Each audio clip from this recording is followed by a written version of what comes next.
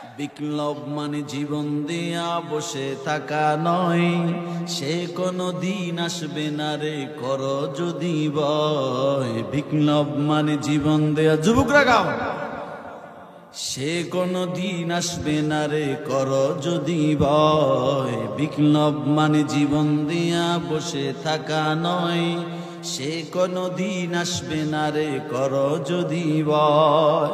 আসবে বিজয় রক্ত আর জীবনের বিনিময়, আসবে বিজয় রক্ত আর জীবনের বিনিময়। বিপ্লব মানে জীবন দিয়া বসে থাকা নয়, সে কোনো দিন আসবে না রে কর যদি ভয়। বিপ্লব মানে জীবন দিয়া বসে থাকা নয়, সে কোনো দিন আসবে না রে কর যদি ভয়।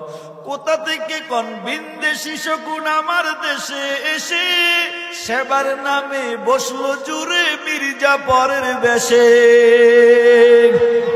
কোথা থেকে কোন বিন্দেশি শকুন আমার দেশে ঢুকে সেবার নামে বসলো জুড়ে জনগণের কাঁধে।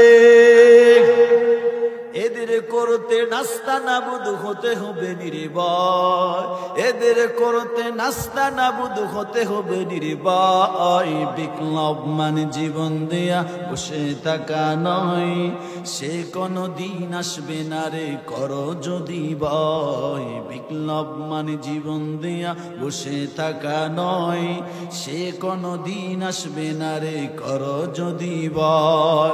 আসবে বিজয় রক্ত আর জীবনের বিনিময়, আসবে বিজয় রক্ত আর জীবনের বিনিময়। বিপ্লব মানে জীবন দিয়া বসে থাকা নয়, সে কোনো দিন আসবে না রে কর যদি ভয়। বিপ্লব মানে জীবন দেয়া বসে থাকা নয়, সে কোনো দিন আসবে না রে কর যদি ভয়। রে 14 গ্রামের যুবক, আল্লাহ যৌবন দিছে মোবাইলের সময় দিবি না না। আল্লাহ তোরে যৌবন কাল দিছি তুই সিনেমা দেখবি না না। আল্লাহ তোরে যৌবন দিছে তুই যাত্রা পালায় দৌড়াবি কয় না না। আল্লাহ তোরে যৌবন দিছে তুই 39 ফার্স্টে পালন করবি কয় না না। আল্লাহ তোরে যৌবন দিছে 14 ফেব্রুয়ারি পালন করবি ফুল নিয়া কয় না না। আল্লাহ তোরে যৌবন দিছে 1 বৈশাখ পান্তা ভাত ইলিশ মাছ পালন খাবি না না। আল্লাহ তোরে যৌবন দিছে মদের আড্ডায় যাবি, জুয়ার আড্ডায় যাবি, ক্যাসিনোতে যাবি না না। আল্লাহ তোরে যৌবন দিছে দুনিয়ার নাপাক নেতার পিছনে স্লোগান দিবি না না।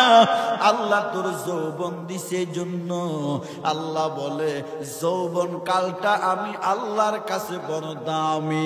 এই যৌবন কালটা যদি আমার সন্তুষ্টির জন্য কাটাইয়া দাও, আমার নবীর মহব্বতে যদি যৌবন কালটা তুমি কোরবানি করে দাও, ইসলামের জন্য যদি তোর যৌবন কালটা তুই ছেড়ে দাও, আমি আল্লাহ ওয়াদা দিলাম কিয়ামতের ময়দানে আমি আল্লাহ যেদিন কোন ছায়া নাই, যেদিন সূর্যটা আধা হাত উপরে আসবে, জমিনটা তামার হবে, বেঈমানের মাথার বাটিটা ফেটে মগজগুলি বাতের পানির মতো উতরাতে থাকবে, জিহ্বাটা নাভি পর্যন্ত জ্বলবে, আমি আল্লাহ ওই দিন কোন ছায়াও নাই।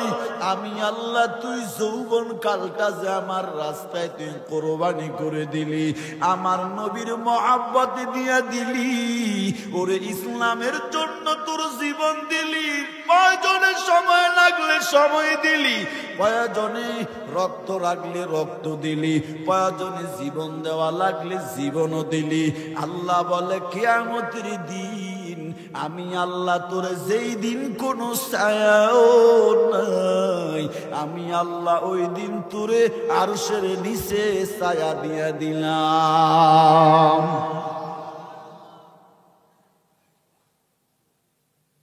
শাবুন নাশা ফি ইবাদিল্লাহ মানে কই মিয়া হাদিস খুলো, মুসলিম বুখারীর হাদিস খুলে দেখো, 7 শ্রেণীর ব্যক্তির আল্লাহর সে নিচে ছায়া দিবে গো। এর মধ্যে এক শ্রেণী হলো যৌবন কালটা যে আল্লাহর ইবাদতে কাটায়া দিছে, ঠিক কিনা বলেন? ও যুবক ভাই, সময় দিয়া কোরআনের বয়ান শুনতেছ আরামে বইসা, আবার ইসলামের জন্য যখন প্রয়োজন হবে শুধু সময় না, কোমরে গামছা বেঁধে রাজপথে যাওয়া লাগবে, ঠিক কিনা?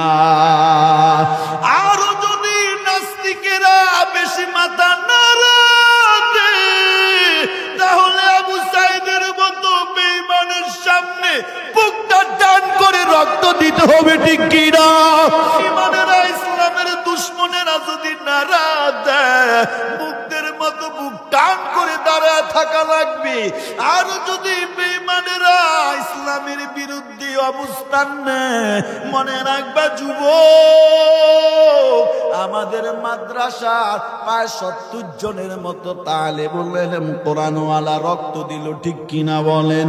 ওরে আল্লাহর গোলাম, ইসলামের জন্য যেখানে যা প্রয়োজন দেওয়া লাগবে, চাই অর্থ দেওয়া লাগবে, সাধ্য পরিমাণে অর্থ দাও, চাই সময় দেওয়া লাগবে, তুমি সময় দাও, চাই তোমার স্লোগান দেওয়া লাগবে, তুমি বীরের বেশে স্লোগান দাও, চাই তুমি রাজপথে যাওয়া লাগবে, তুমি রাজপথে নেমে যাও, চাই তুমি রক্ত দেওয়া লাগবে, রক্ত দাও, চাই তোমার জীবন দেওয়া লাগবে, আল্লাহর জন্য জীবন কোরবানি দাও।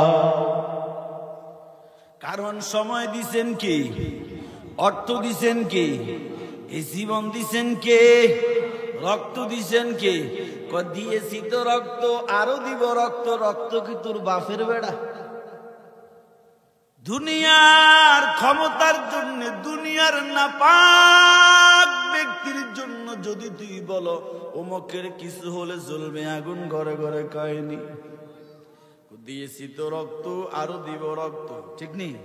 কার রক্ত কারে দাও? রক্ত দিছেন আমার আল্লাহ।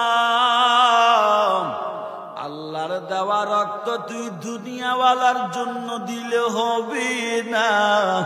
আল্লাহর দেওয়া রক্ত, আল্লাহর দেওয়া জীবন যদি তুই আল্লাহরে দিয়া দাও, আল্লাহ বলে তুই মরেও মরবি না, আমি আল্লাহ তোর শহীদি মর্তবা দিলাম। ওয়ালা তাকুলু লিমান ইউকতালু ফি সাবিলিল্লাহি আমওয়াত বাল আহইয়া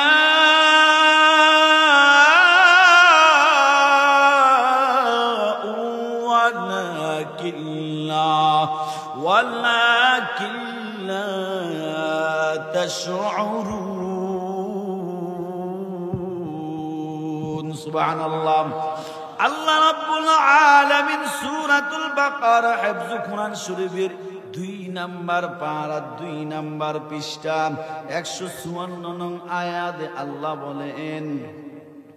আল্লাহ বলেন ওয়ালা তাকুলু লিমান ইউকতালু ফি সাবিলিল্লাহ, যারা আল্লাহর রাস্তায় জীবন দেয়, আমওয়াতা, এদেরকে তোমরা মৃত বলো না। সুবহানাল্লাহ। এরা কি না? মৃত না। বাল্লাহিয়া, বরং তারা জীবিত। ওয়ালাকিন লা তাশউরুন, এরা আল্লাহর রিজিক পায় কি পায় না। কষ্ট হয় আপনাদের? এরা 14 গ্রামের মানুষ, ও কলিজার টুকরা যুবক ভাই, জীবন কার দেওয়া, সময় কার দেওয়া? জোরে গায় না, কি কথা কন? আমি যদি কোনো কথা ভুল বলি দাঁড়ায় যাবেন যে হুজুর এটা কোরআন হাদিসের বিরুদ্ধে কইছেন, আর আমি চলে যাওয়ার পরে কালকে চা দোকানে বসে যদি আমার বিরুদ্ধে মন্তব্য করেন, আপনি 1 নাম্বার মুনাফিকের খাতায় নাম উঠাইলেন, ঠিক কিনা বলেন? কোরআন হাদিসের বিরুদ্ধে কিছু বলে দাঁড়ায় কইবেন যে হুজুর আপনি আমার বাঁশটা কিনলে দিলেন। বাঁশ তো আমি দেই না, বাঁশ দিছে আল্লাহ, আপনি আমার ধরেন কার? কথা কয় না। এখানে একদিন এক জায়গায় আমি সুদের বয়ান করতেছি, তো মসজিদের সভাপতি যে সুদ খামিয়া জানে মিয়া, আমার দাওয়াত দিয়েছেন বছরে একবার, আমি গেছি, আমার বয়ান কোরআন হাদিসের বয়ান যেভাবে আমি করি এভাবে করতেছি। আর কারো ডরাইয়া চোখ রাঙ্গানি এগুলো আমরা আলেমরা যারা এরা ভয় করে না, ঠিক কিনা বলেন? আরে মিয়া, আলেমরা তো পাশের কাস্টে দাঁড়ায়ও বেঈমানের সামনে মাথা নত করে না, ঠিক কিনা বলেন? সাহাবায়ে কেরাম কি মাথা নত করছে? হুবাইব রাদিয়াল্লাহু তাআলা বেঈমানরা গ্রেফতার করে নিয়ে গেছে, পাশের মঞ্চে দাঁড় করাইছে, সামনে রশি দিয়েছেন। জালেম বাদশাকে, হুবাইব তোমার কোথায় দাঁড়াইছো, জানো এটা কোন জায়গা? উনি একবারে শান্তভাবে নিশ্চিন্তায় জবাব দিলেন, আমার যদি ভুল না হয় এটা পাশের মঞ্চ। আল্লাহু আকবার বলা। আচ্ছা, একটা মানুষের কি পরিমাণ মৃত্যুর ভয় না থাকলে পাশের কাছে দাঁড়ায় কই এটা পাশের মঞ্চ? তোমার সামনে কি, যদি ভুল না হয় এটা পাশের রশি, ভয় আছে দিলে কথা কথা বলতেছি। জালেম বাদশা বলে, তুমি পাশের কাছে দাঁড়াইলে, তোমার সামনে পাশের রশি, তোমার ভিতরে কি কোনো মরণের ভয় নাই? একটু পরেই তো তোমারে এখানে দাঁড়ায় রশির গলায় ঝুলাইয়া ফাঁসি দিব। খুবাইব রাদিয়াল্লাহু তাআলা আনহু করে বেঈমান, কাকেই তুমি মৃত্যুর ভয় দেখাও? যেদিন মায়ার নবীর চেহারা দেখার পর আমার নবীর বরকতি খাতে হাত রেখে পড়ছিল, ইলাহা ইল্লাল্লাহু মুহাম্মাদুর রাসূলুল্লাহ সাল্লাল্লাহু আলাইহি ওয়াসাল্লাম। এর জালেম বাদশা শুনে নাও, ওই দিন থেকে আমাদের কাছে মৃত্যুর কোনো চিন্তা না।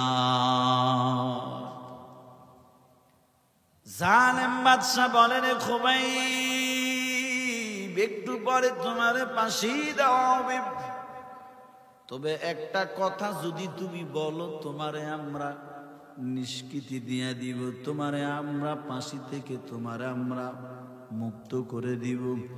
একটা কথা বলবা, শুধু কয়টা কথা? জায়গা মতো একটা কথা বললে ইমান আসে, আবার জায়গা মতো একটা কথা বললে ইমান কিন্তু বাগে, ঠিক কিনা? কেমনে বুঝায়, কেমনে বুঝায়? মনে কষ্ট নিবেন কইলে, কোন ব্যক্তি যদি, কোন রাজনীতিবিদ নেতা যদি কয় কোরআনের মধ্যে রাজনীতি নাই, কি কইছি? কেউ যদি বলে কোরআনে রাজনীতি নাই, ইমান আছে না গেছে? জোরে গাও। এবার এটা আমি খুরশেদ আলম সিদ্দিক মাইকের সামনে যদি বলি, আমি খুরশেদ আলম সিদ্দিক যত বড় হুজুর হই না কেন, যত বড় বক্তা হই না কেন, আমি যত কণ্ঠওয়ালা হই না কেন, আমার যত জনপ্রিয়তা থাকুক না কেন, ওরে বাবা আমি যদি বলি কোরআনে রাজনীতি নাই, আল্লাহর কোরআন বলে আমার ঈমানও না। আমার বাবা যদি বলে কোরআনে রাজনীতি নাই, আমার বাবার ঈমানও নাই। আমার উস্তাদ যদি বলে ইসলামে কোরআনে রাজনীতি নাই, বুঝতে হবে আমার উস্তাদের ঈমানও নাই। এবং কি ও মুসলমান, ভালো করে শুনে নাও, আমার নেতাও যদি কয় কোরআনে রাজনীতি নাই, ওই নেতার পিছনে কর্মী হওয়ার কোনো দরকার নাই, ওই নেতার ঈমানও নাই।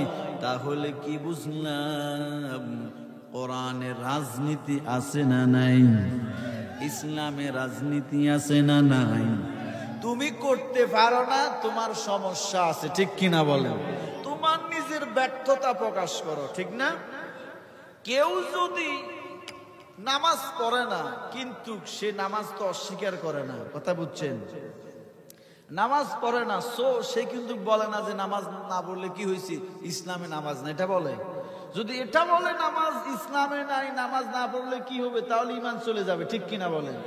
পড়ে না, এটা ভিন্ন সাবজেক্ট। কেউ দাড়ি রাখে না, যদি কই ইসলামে দাড়ি নাই, সুন্নত মানলেন না ছাড়লেন? কথা কয় না।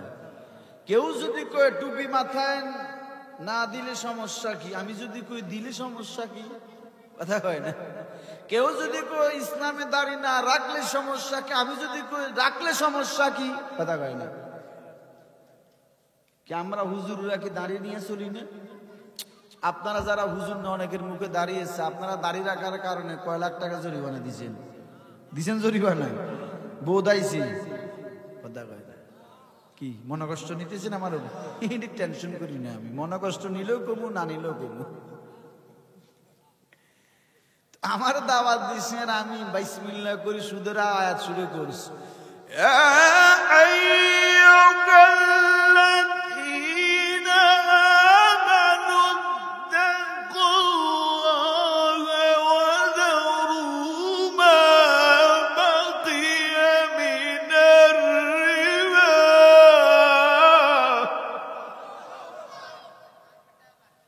হুজুর বানাইছুরে কইতেছেন, হমানে মাতালাই কইতেছেন, হুজুর উত্তু কইতেছেন, আল্লাহ বালা জানে। এই জন্য দলিল টলিল বার করে দিয়ে যাই।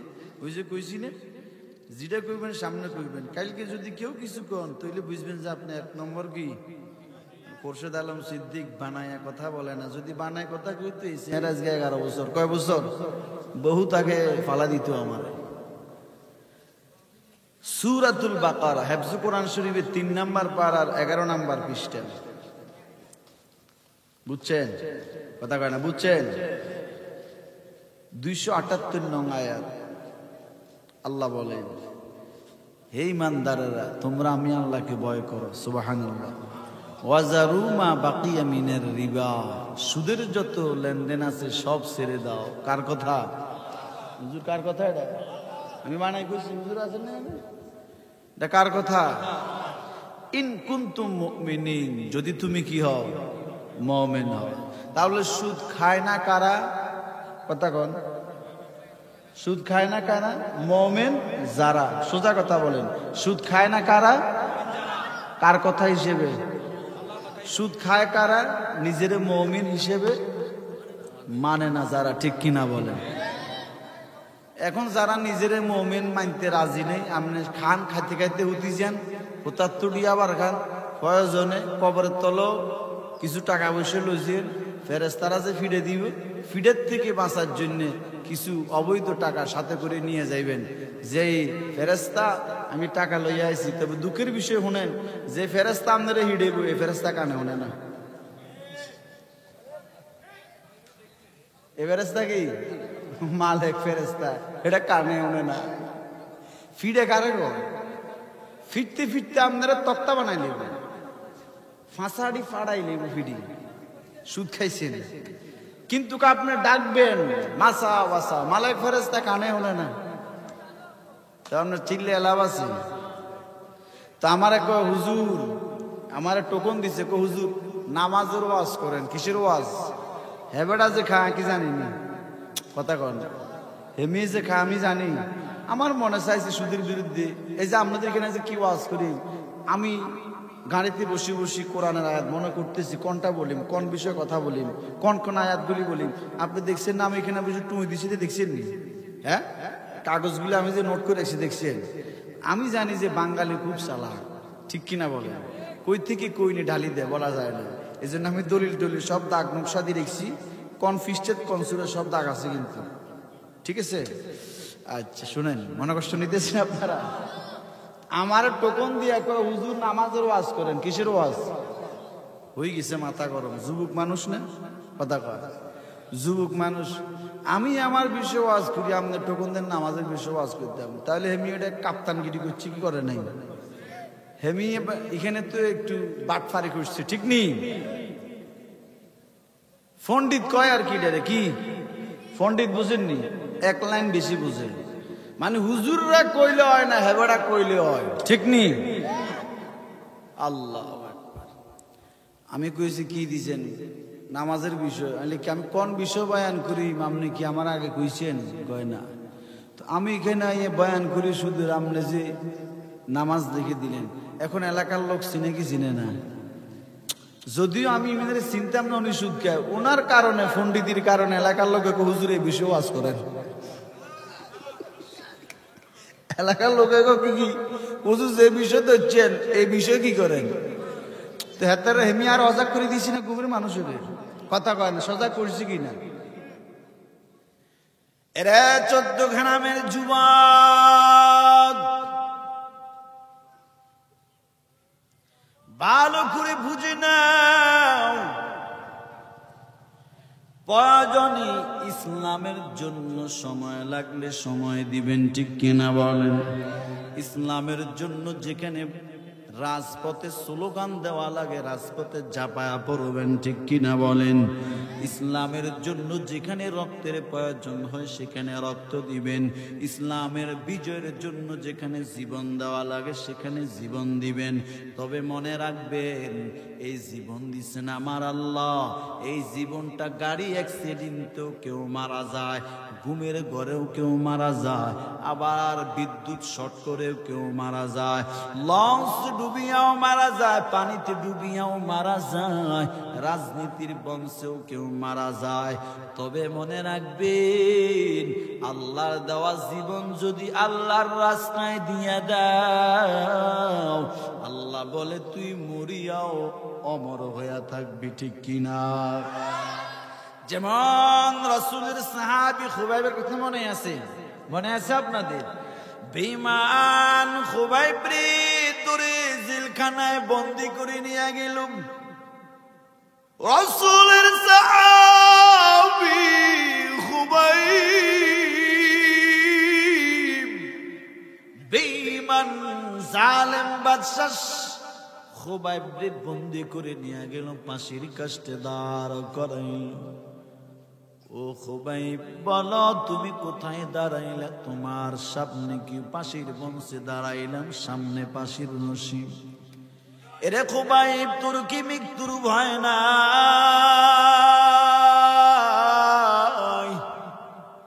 ফাঁসির বংশে দাঁড়াইয়া তো কেউ এমনি এমনি কথা কইতে পারে না, শরীর কাঁপে। কিন্তু ফাঁসির বংশেও দাঁড়াইয়া দেখতেছি তোমার ভিতরে কোনো চিন্তা নাই, পেরেশানি নেই। খুবাইব আওয়াজ দিয়া কয়, রে বেঈমান, যেই দিন আমার নবীর চেহারা মুবারক দেখছি, যেই দিন আমার নবীর হাতে হাত রেখে কালেমা পড়ে মুসলমান হইলাম, ওই দিন থেকে আমাদের মুসলমানের ভিতরে মৃত্যুর কোনো ভয় নাই। আমাদের ভিতরে আছে একজনের ভয়, তিনি হলেন কে? বিসমিল্লাহির রাহমানির রাহিম।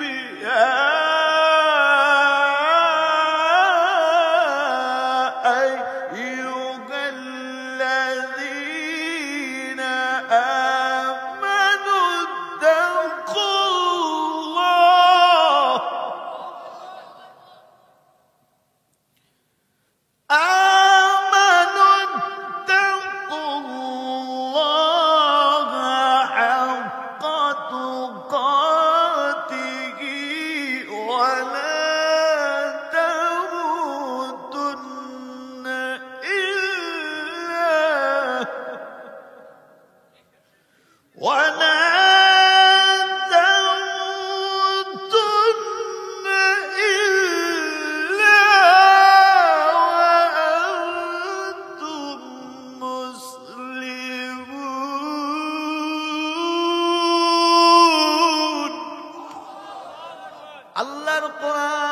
সাক্ষী। আল্লাহর কোরআন বলে, হিফজ কোরআন শরীফের 4 নাম্বার পারা 2 নাম্বার পৃষ্ঠা 114 সূরা 3 সূরা সূরা আলে ইমরানের 102 নাম্বার আয়াতে আল্লাহ বলেন, ইয়া আইয়ুহাল্লাযীনা আমানুত্তাকুল্লাহ, ও ঈমানওয়ালারা তোমরা আমি আল্লাহর ভয় করো, মৃত্যুকে নয়, কারে ভয় করো?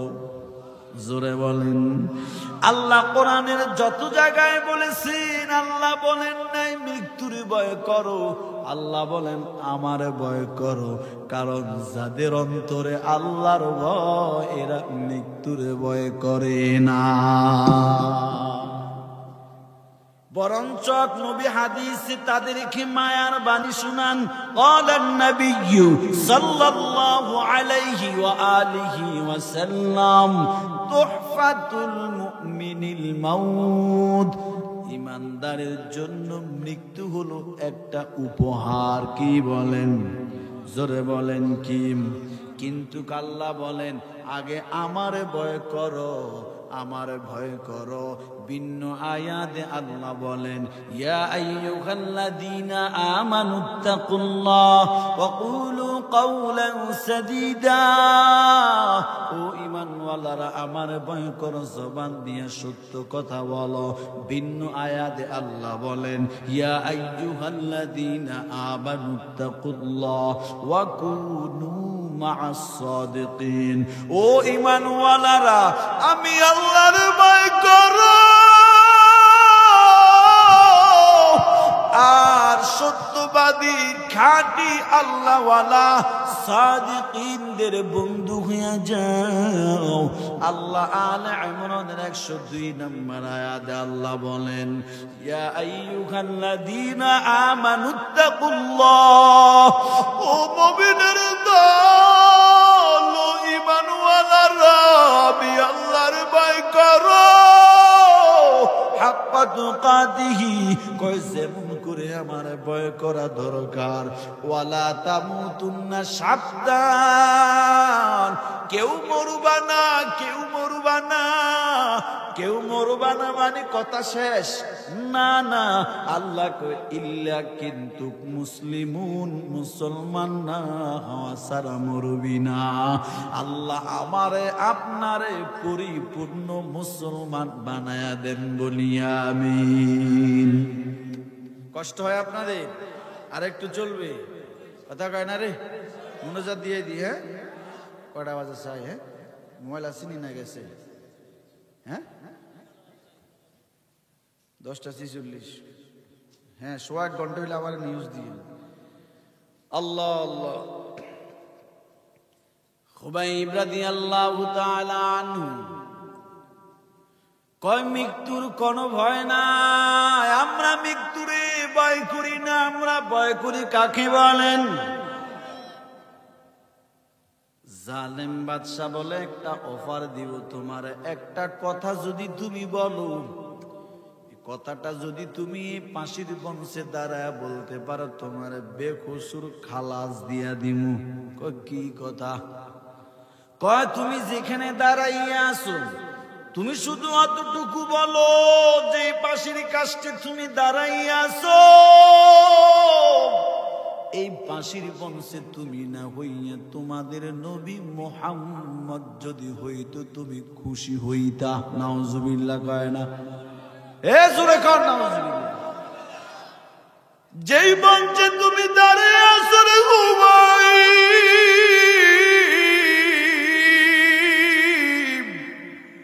ওই পাশের বংশে তুমি না হইয়া তোমাদের নবী যদি হইতো, তুমি খুবাইব খুশি হইতা। এতটুকু বলো, নবী তো নাই, নবী তো অনেক দূরে, 100 মাইল দূরে। তুমি এই কথাটা শুধু এই পাশের বংশে দাঁড়ায়া বলবা। খুবাইব একটু চুপ করে রইলেন। বেঈমান বাদশা মনে মনে ভাবতেছেন খুবাইব মনে হয় মেনে নিবে। একটু পরে খুবাইব ওই বেঈমান জালেমের মুখের দিকে থুতু নিক্ষেপ করলেন। খুবাইব বলে রে জালেম, তুই কি মনে করেছো আমি চিন্তা করতেছি? মোটেও না।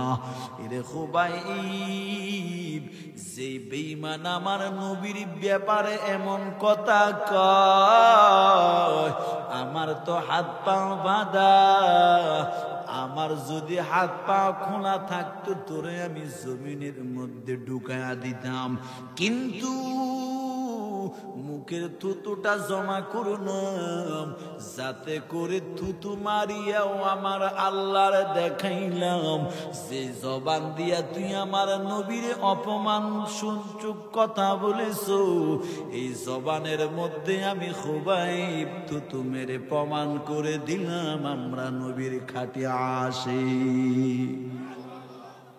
আর এখন আশেকের রাসূলের অভাব নাই, শুধু বিরিয়ানি আর হালুয়া রুটি, ঠিক নেই? জালেমেরা আমার নবীর ছবির ব্যঙ্গ করে, কই আশেকের রাসূলের খবরও নাই, ঠিক নেই? বেঈমানেরা আমার রাসূলের চরিত্র নিয়ে কথা কয়, কই তুমি নবীর আশেক দাবি করো, কই ঘুমাও কেমনে? তোমার নবীর বেঈমানেরা বলে নবী যৌবনের তারুণায় একাধিক বিবাহ করেছেন, নাউজুবিল্লাহ কয় না। তুমি আশিকে রাসূল দাবি করে তুমি ঘরে নাকে তেল দিয়ে ঘুমাও, ঠিক নেই?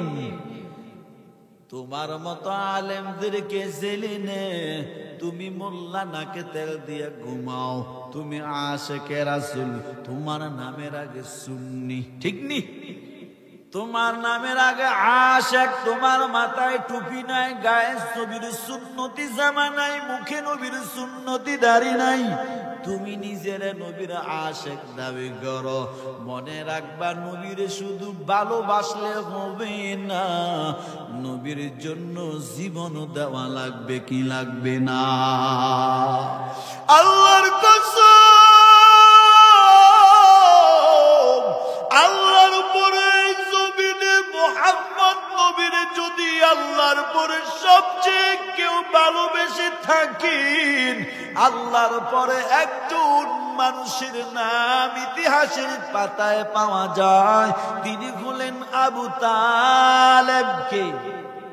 নবীর আপন চাচা আবু তালেব। মায়ার নবী যখন মা আমেনার গর্ভে, নবীর বয়স 6 মাস, মা আমেনার গর্ভে আমার নবীর বয়স যখন 6 মাস, আব্দুল্লাহ তার পিতা ব্যবসার কাজে মদিনায় গিয়ে এখানে ইন্তেকাল করলেন। মায়ের নবী জমিনে এসে একটা বাপ ডাক দিতে পারে নাই, বাবার চেহারা কেমন আমার নবী 2 চোখ দিয়ে দেখে নাই, বাবার ডাকটা কেমন আমার মায়ের নবীর কান দিয়ে শুনে নেই। ওরে 14 গ্রামের মুসলমান, মায়ার নবী বাবা বলে ডাক দিতে পারে নাই, বাবার চেহারা দেখে নাই, বাবার কোলে আমার নবী উঠতে পারে নাই। ওরে অন্য অন্য ছেলেরা মক্কার মাঠে খেলা করে, আমার নবী খেলে না, আমার নবী খেলা দেখে। হঠাৎ করে খেলা যখন শেষ, অন্য অন্য সন্তানের পিতারা সন্তানদের ডাক দেয়, সন্তানরা বাবার ডাক শুনে আব্বু কয়া বাবার জড়ায়া ধরে, বাবা সন্তানটার জড়ায়া ধরে বাবা গালে চুমু দেয়। ওরে মুখের গানগুলি বাবা মুছে দেয়, চুমু দিয়ে সন্তানের বাবা কোলে নিয়ে কাঁদে নিয়ে বাবা বাড়ি নিয়ে যায়। একদিন সব ছেলেরা চলে গেল, মায়ার নবী বাড়ি যায় না। আমিনা বলে কি ব্যাপার, আমার এতিম মুহাম্মদ কেন এখনো বাড়ি আসে না? আমিনা চলে গেলেন মক্কার সে খেলার মাঠে, গিয়া দেখেন আমার মায়ার নবী বসে বসে কান্না করতেছে। আমিনা বলে বাবা মুহাম্মদ, তুমি কি ব্যাপারে কান্না করো কেন? বেলা ডুবে গেল, কেন তুমি কান্না করো? বাড়ি কি ডুববি না? বলো কেন কেন? কে তোমার বকা দিছে নাকি? কে তোমার মারছে নাকি? আমার এতিম নবী ডাক দিয়া কই, মাগো আমি মুহাম্মদ কারোর সাথে বকি না, আমারও কেউ বকা দেয় না, আমি কারোর গায়ে হাত তুলি না, আমার গায়েও কেউ হাত তুলে না, তো কান্না করো কেন? মায়ার নবী কই, মা একটা দৃশ্য দেখে চোখের পানি ধরে রাখতে পারি না। কি দৃশ্য? কই এই যে মক্কার খেলার মাঠে দেখে সন্তানেরা খেলা করে, খেলার পরে প্রত্যেকের বাপ এসে সন্তানের নাম ধরে ডাকে, কোলে নে, মুখের ঘাম গুলি মুছে দে, বাবা গালে আদর দিয়ে বাড়ি নিয়ে যায়। কিন্তু মাগো আমার বাবা গো,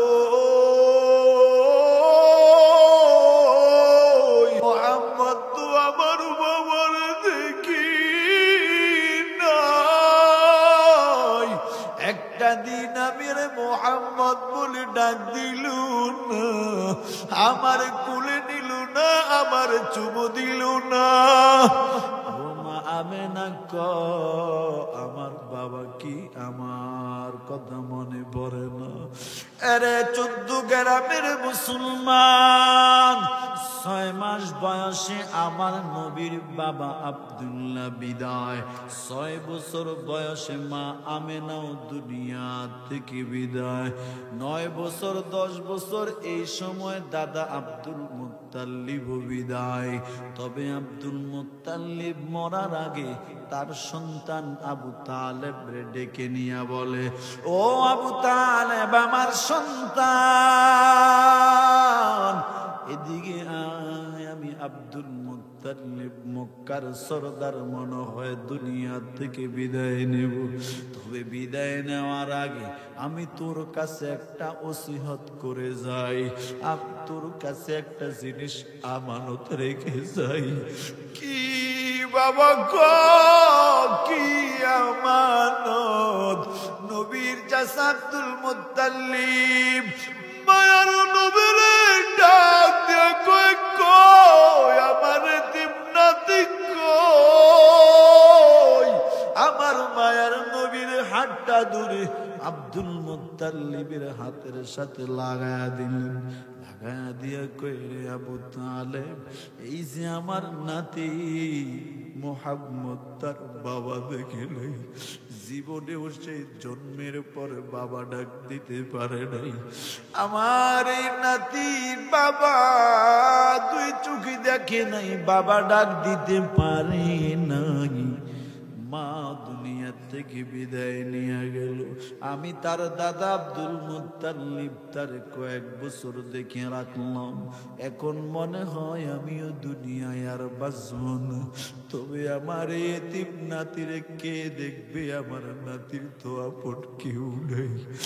আমার এই নাতিটা তো বড় অসহায় হয়ে যাবে। রে আবু তালিব,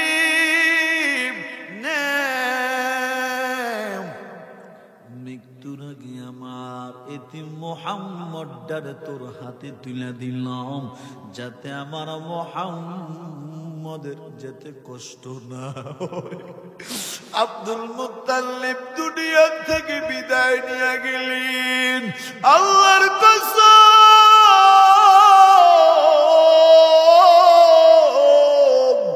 আল্লাহর পরে জমিনে আমার নবীরে সবচেয়ে বেশি ভালোবাসছেন আবু তালেব।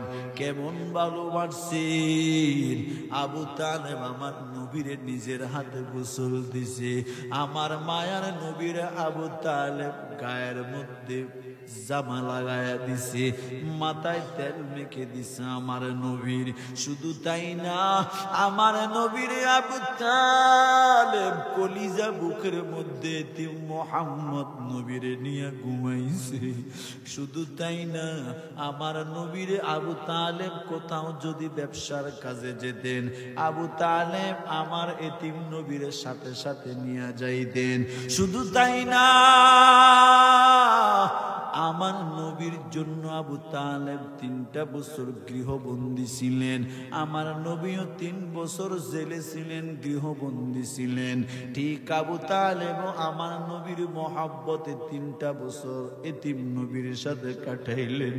শুধু তাই না, আমার নবীর সর্বপ্রথম বিবি হলেন আম্মা জাত খাদিজাতুল কুবরা রাদিয়াল্লাহু তাআলা আনহা। ইতিহাস তালাশ করে দেখো রে ভাই, আমার মদিনার নবীর সর্বপ্রথম বিবাহের খতনা করেছেন আবু তালিব।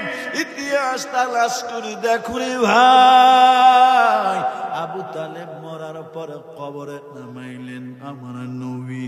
ও 14 গ্রামের যুবক জবাব দাও, ভালোবাসা কম বাসে নাই, শুধু একটা কাজ করে নাই, ঈমান আনে নাই, আমার নবীর আদর্শ মানে নাই। সেই আবু তালেব জান্নাতি না জাহান্নামী? কেন কেন নবীরে তো ভালো কম বাসে নাই, জাহান্নামে যাবে কেন? এক নাম্বার ঈমান আনে নাই, নবীর আদর্শ সুন্নত মানে নাই। তুমিও নবীরে যদি শুধু ভালোবাসি ভালোবাসি স্লোগান দাও, যদি বলো আমি আশিক স্লোগান দাও, তুমি যদি বলো আমি নবীরে ভালোবাসি স্লোগান দাও, কিন্তু তোমার ঈমান মজবুত নাই, তোমার 3.5 হাত বডির মধ্যে নবীর সুন্নত নাই, তোমার জিন্দেগিতে নবীর আদর্শ নাই, তোমার জীবনে নবীর বেঈমানেরা গালি দেয়, নবীর দাড়ি মুবারক নাকি ছাগলের দাড়ির মতো, আমার নবী নাকি যৌবনের তারুণা একাধিক বিবাহ করেছেন, ফ্রান্সের বেঈমান আমার নবীটারে ব্যঙ্গ ছবি ব্যঙ্গ করে বিভিন্ন মোড়ে মোড়ে ঝুলাইয়া রাখলেন। তুমি মুসলমান হিসাবে, নবীর একজন আশিক হিসাবে, তুমি একজন নবীর খাঁটি উম্মত হিসাবে বলো বেঈমানের বিরুদ্ধে রাজপথে তুমি বেঈমানের বিরুদ্ধে হুঙ্কার দেওয়ার দরকার আছে না? না, আমার মার যদি কেউ কিছু কয় আমার মাথা গরম, আমার বাবারে কেউ যদি কিছু কয় আমার মাথা গরম, আমার ওস্তাদের কেউ যদি কিছু কয় আমার মাথা গরম, ওরে আমার সন্তানের কেউ যদি কিছু কয় আমার মাথা গরম, আমার নেতা নেত্রীর কেউ যদি কিছু কয় আমার মাথা গরম। কয়েক বছর আগে শুনলাম শেখ মুজিবের নাকি কে যেন কি লিখলো, লেখার কারণে তারে পুলিশ গ্রেফতার করলো, তার সাজা দিল, রিমান্ডে নিল। ও আল্লাহর বান্দা, শেখ মুজিবের কে কি কইছে? বাংলাদেশ উনি যুদ্ধের সময় উনার অবদান ছিল, এই জন্য উনারে কে কি কইছে এটা সহ্য করে নাই উনার দলের লোকেরা। উনার অবদান আছে এই জন্য আমার নেতার বিরুদ্ধে কেন কইলি সহ্য হয় নাই, ঠিক কিনা বলেন? এই জন্য যদি তারা গ্রেফতার করা হয়, বিচারের কাঠ করায় দাঁড় করাইতে হয়, তারা যদি জেলখানায় ঢুকানো হয়, ও মুসলমান বলো এই গোটা জমিন কার আওয়াজ দিয়া বলো? এ মুসলমান, এই গোটা দুনিয়ার জন্য রহমাতাল লিল আলামিন,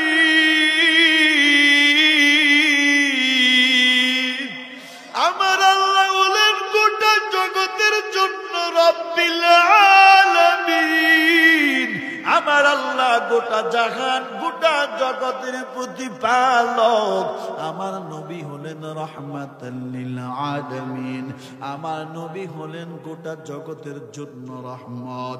ঠিক এমন নবী যে নবী 63 বছর আমাদের জন্য কান্না করেছে, কি করে নাই? নাজাতের জন্য নবী কান্না করেছেন। আম্মা জান আয়েশা বলেন এমন একটা রাত নাই যেই রাত নবী সেজদায় পড়ে উম্মতের জন্য কাঁদে নাই। আম্মা জান আয়েশা বলতেন সকাল বেলায় নবী আমি আয়েশার ঘরে যখন আসতেন আমি দেখতাম নবীর পা মোবারক ফুলে গেছে পানি এসে। প্রশ্ন করলাম নবী এত লম্বা টাইম দ্বারা নামাজ পড়েন, আপনার তো কোনো গুনাহ নেই। নবী বলেন রে আয়েশা আমি কেন নামাজ পড়ি জানো? আমি আমার উম্মতের বড় আশিক, আমার এই নামাজটা আমার উম্মতের জন্য নাজাতের উসিলা হবে, ঠিক কিনা? এরে 14 গ্রামের মুসলমান, ও কুমিল্লা জেলার মুসলমান, ভালো করে শুনে নাও কেমন নবী আমার। তোমার আমার জন্য নবী গৃহবন্দী ছিলেন, তোমার আমার জন্য নবী শুধু গৃহবন্দী না, আমার নবীর পাগল বলেছেন। আমার নবী তোমার আমার জন্য গালি শুনছেন, ঠিক কিনা বলেন? শুধু তাই না, আমার নবী তোমার আমার জন্য তায়েফের ময়দান ঘুরে আসলাম। গত রমজানে আমি মক্কায় ছিলাম 1 মাস। তায়েফের জমিনে গিয়ে চোখের পানি ধরে রাখতে পারি নাই। জুতা পায়ে দিতেও বড় ভয় লাগে। হায় হায়, এই জমিনে তো আমার মায়ার নবীর কাফেরেরা পাথর মেরে রক্তাক্ত করে ফেলেছে। কেমন রক্তাক্ত? রক্ত পড়তে পড়তে নবীর জুতার সাথে পাও মোবারক লেগে গেল। এমন জোরে পাথর মেরেছে, বৃষ্টির মতো পাথর মেরেছে। হযরত ওমর একদিন নবীর হুজরাখানা ঢুকলেন। নবীর গায়ে কাপড় ছিল না। পিঠ দেখে ওমর কয়, ও রহমতের নবী, মনে যদি কিছু না নেন, একটা কথা বলতে বড় মনে হয়। মন চায় একটা কথা আপনারে জিজ্ঞেস করি। ওমর, আল্লাহর নবী বলেন, ওমর কি কথা বলে ফেল। ওমর ডাক দিয়া কয়, গো মায়ের নবী, আমি তো জানি আপনার গায়ে মশা মাছি বসা আল্লাহ হারাম করেছেন। ও মায়ের নবী, কিন্তু দেখি আপনার পিঠের মধ্যে কিছু কালো কালো দাগ দেখা যায়। নবী গো, আপনার গায়ে ছোট্টবেলায় কি কোনো পুষ্ট রোগ হয়েছে নাকি? আপনার গায়ে কোনো বিসি পাসরা উঠছে নাকি? আল্লাহর নবী বলেন, রে ওমর, না না, আমার গায়ে জীবনও বিসি পাসরা উঠে নাই। মশা মাছি বসাও তো আল্লাহ হারাম করেছেন। তাহলে মায়ার নবী জবাব দেন, আপনার পিঠের মধ্যে ছোট ছোট দাগগুলি কিসের দেখা যায়? বক্সের একটু সাউন্ড দেন তো, বক্সের হালকা সাউন্ড দেন। আপনার পিঠের মধ্যে ছোট ছোট দাগগুলি কিসের দেখা যায়? মায়ার নবী চোখের পানি ছেড়ে কয়, ওমর, তুমি আমার অতীতের কথাটা মনে করাইয়া দিলা। এরে ওমর, তুমি কি জানো আমার পিঠের মধ্যে ছোট ছোট কালো দাগগুলি কিসের দেখা যায়? রে ওমর, তায়েফের ময়দানে কালিমার দাওয়াত দিতে গিয়া বেঈমানেরা আমি নবীর গায়ে বৃষ্টির মতো পাথর মেরেছিল। আমি এতিম মুহাম্মাদের জামার উপরে পাথর, জামা ছিঁড়ে পাথরের এই জামা ছিঁড়ে আমার পিঠের মধ্যে পাথরগুলি ঢুকেছিল। এই যে দেখো পিঠের মধ্যে কালো দাগ, এই দাগগুলি হলো তায়েফের ময়দানে সেই পাথরের আঘাতের দাগ। কেমন এতিম নবী আমার,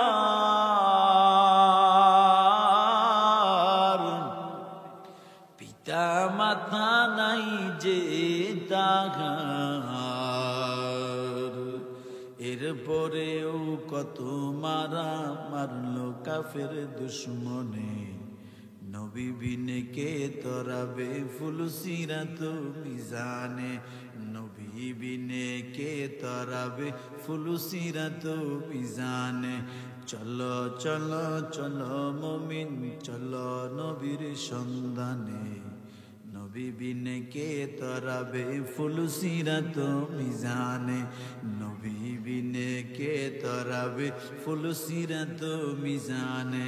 এরে যুবক, এক্ষুনি মুনাজাত দিমু, কেউ উঠবেন না, দিলটারে নরম করে দেন, আল্লাহর কাছে তাওবা করেন। এ নারায়ণপুর মধ্যমপাড়া যুব সমাজ প্রবাসী ভাইদেরকে আমি ধন্যবাদ জানাই। এই যুবকেরা এক সময় যাত্রার পালায় যেত, এক সময় যুবকেরা সিনেমা হলে যেত, এক সময় এই যুবকেরা পয়লা বৈশাখে ফান্তা ইলিশ খেতে যেত, এক সময় যুবকেরা 39 ফার্স্টে পালন করার জন্য দৌড়াইতো, এক সময় যুবকেরা বিভিন্ন অশ্লীল গুনার আয়োজন করত। না না, ও নারায়ণপুরের যুবক ভাই, এর সাথে যারা সম্পৃক্ত আছেন, এই মাহফিলের যারা অর্থ দিয়ে, শ্রম দিয়া, বুদ্ধি দিয়া, সুপরামর্শ দিয়া এই মাহফিল যারা আয়োজন করেছেন, আমার প্রবাসী ভাই গ্রাম জড়ানো টাকা দিয়া যারা এই সুন্দর আজকে জান্নাতের আয়োজন করেছেন, আমি খুরশেদ আলম সিদ্দিক দিল খুলে দোয়া করে দিলাম, আল্লাহ যাতে আপনাদের যুবকদেরকে খালেদ বিন ওলীদের মতো বানায় দে, বলি আমিন। আল্লাহ যাতে আপনাদেরকে 5 ওয়াক্ত নামাজি বানায় দেন, বলি আমিন। আল্লাহ যাতে আপনাদেরকে মা বাবার খাদেম বানায় দেন, বলি আমিন। যুবক একটা কথা, জীবনও আমার গালি দিবা না, জীবনও বাবার গালি দিবা না, পাও দুটো আগায় দাও, যদি পায়ে ধরতে বলো পায়েও ধরে বলবো। জীবনে কোনোদিন মা বাবার সাথে বেয়াদবি করিস না, জীবনে কোনোদিন মা বাবার গালি দিবি না, জীবনে কোনোদিন মা বাবার বলবি না আর খাওয়াইতে পারবো না, আর দিতে পারবো না। ও যুবক ভাই, একটা আবেদন, একটা আদবার, জীবনে কোনোদিন বইয়ের কথায় মারে ভুলে যাবি না, জীবনে বন্ধুর কথায় মা বাবার দূরে ফেলে দিবি না, জীবনে কোনোদিন মোবাইলের মহাব্বতে পড়ে মা বাবার সাথে চোখ রাঙ্গাইয়া কথা বলবি না। কপালে লিখে নাও, যে যুবকরা মা বাবার সাথে বেয়াদবি করে, খারাপ ব্যবহার করে, এরা দুনিয়ার মধ্যে অপমানিত হয়, ঠিক কিনা বলেন? এরা ব্যবসা করে, বরকত নাই, এরা বিদেশে যায়, লক্ষ টাকা ইনকাম করে, রুজির মধ্যে বরকত নাই, এরা শ্রমিকের কাজ করে, বরকত নাই, এরা যতই ইনকাম করে বরকত নাই। বলে কেন? কেন? মা বাবার বদদোয়া, মা বাবার বদদোয়া। আর যারা মা বাবার সাথে ভালো ব্যবহার করে, মা বাবার সাথে সুন্দর নরম আচরণ করে, যারা মা বাবার সেবা করে, মা বাবার দোয়ানে, সে যদি ছাত্র হয়, সে দামি ছাত্র হয়, ঠিক কিনা বলেন? সে যদি ডাক্তার হয়, সে সম্মানী ডাক্তার হয়, ঠিক কিনা বলেন? সে যদি ইঞ্জিনিয়ার হয়, সে সম্মানী ইঞ্জিনিয়ার হয়। সে যদি ওসি হয়, ডিসি হয়, সে সম্মানের সহিত ওসি ডিসির দায়িত্ব পালন করে। সে যদি প্রফেসর হয়, মা বাবার দোয়ার কারণে সে সম্মানের সহিত প্রফেসর হয়। এরে আল্লাহর গোলাম, সে যদি প্রবাসী হয়, তাহলে তার রুজির মধ্যে বরকত। সেই যদি মা বাবার সেবা করে, আল্লাহর কসম, তার যদিও ইনকাম কম, তালাশ করে দেখো তার সংসারে কোনো অশান্তি নাই। আর মা বাবার বদদোয়া নিয়া কোটি টাকা ইনকাম করে, তাকাইয়া দেখ সন্তানের হাতে মা বাবার লাশ।